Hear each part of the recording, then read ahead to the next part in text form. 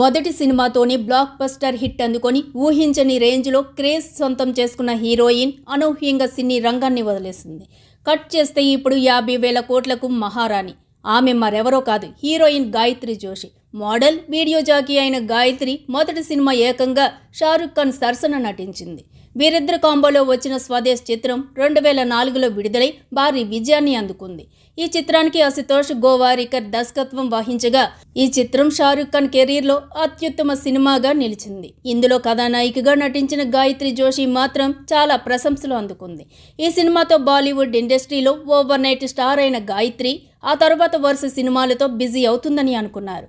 కానీ first movie తర్వాత ఇండస్ట్రీకి దూరమైంది గాయత్రి. ఈ సినిమా విడుదలైన కొన్ని వారాలకే ఆమె చిత్ర పరిశ్రమను విడిచిపెట్టి భారతదేశంలోని అత్యంత ధనవంతుడైన వ్యాపారవేత్తను వివాహం చేసుకుంది.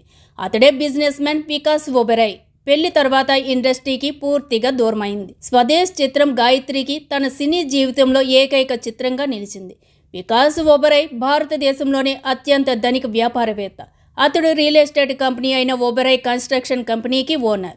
నివేదిక ప్రకారం ఆయన ఆస్తులు 50,000 కోట్లకు పైగా ఉన్నట్లు సమాచారం.